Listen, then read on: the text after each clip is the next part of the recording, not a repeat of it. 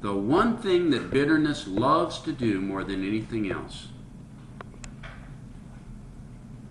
Well, let me tell you what it is. It's to expand its territory. To get bigger and bigger and bigger. And to control more and more and more. It always starts out small, and it just flat loves to multiply until it becomes all-consuming and totally takes you down. So you cannot allow bitterness to reign in your life. How many people that are bitter do you think strongly believe within their heart that they have justification for their bitterness? Pardon me? Probably all of them. If not the majority of them, probably think that they're justifiable for their bitterness. And so therefore they can wink at they can wink at the bitterness simply because they're so right on the issue. And they have been so abused or taken advantage of or wronged. But in actuality, the real enemy is the bitterness. Your right act or your righteousness in the factor and the wrong that you have received is chump change compared to the bitterness that is blossoming within your life. And that you've got to stomp out.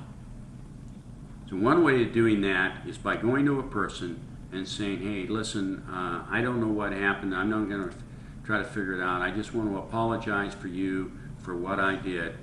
And just, want you to know that if you hadn't treated me the way you would have, this whole situation wouldn't have happened. No, that's not the way it works, folks.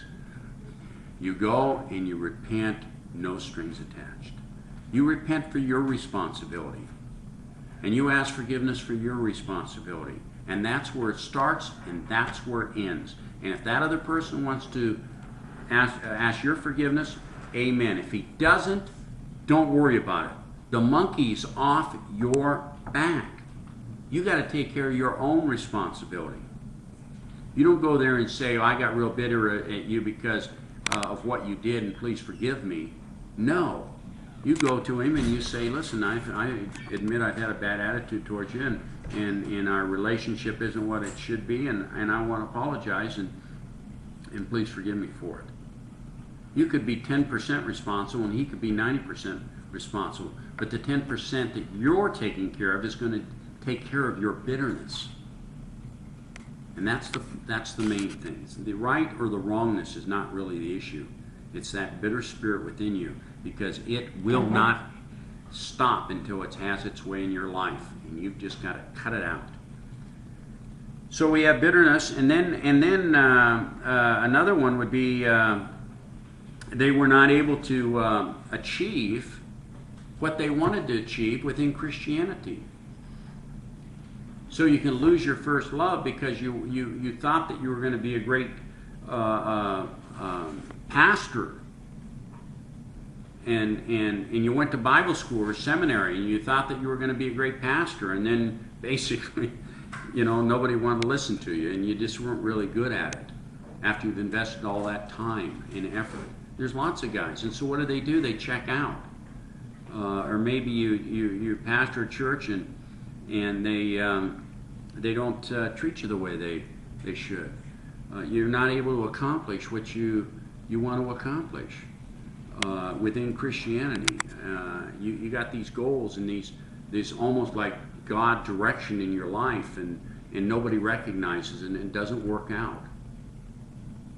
And what do you do in a situation like that? What do you do when things just aren't working out and things just, you got all this ideas of you want to go this way, you want to do that, and things don't work out for you. What do you do in a situation like that? Pardon me? Reevaluate. We know that all things work for good to those who love God. Yeah, that's what we know, but I'm saying, what do you do? Go ahead, Frank. Get your eyes back on Jesus. Put your eyes on Jesus. Who used the word persevere? Persevere. What does persevere mean? Just keep moving forward. You see, how do we measure success? Whose standard are we operating under? Our standard or God's standards? Things may not turn out for us according to the way we see them, but things may be turning out just right the way God sees it. So who are we to judge the matter? And so if we have the right attitude and the right perspective and things don't just turn out the way that we would like them to, just keep moving forward. Just keep action. Just keep moving. How many people do you think accepted Jesus Christ within the first, say, 6 months after Pentecost? Pardon me? Thousands. And how many of their names out of those thousands? There were 4,000 in one day, I think. And how many out of those thousands do we have their name recorded in the New Testament? You see? So not everybody's going to make the hit parade. Not everybody is going to be in the lamplight. But we don't have to. That's not the basis of Christianity, is being the lamplight. The basis of Christianity is to do your part and to be a doer and not a hearer of the word. And when God looks at it, he looks at all those movable parts, all moving, and that's what pleases him. Now some guys get more notoriety, and some guys have their names in lights and stuff, and here you are, nobody even knows you. You might be better off with no one knowing you. There's a much greater responsibility when your names are in the lamplight.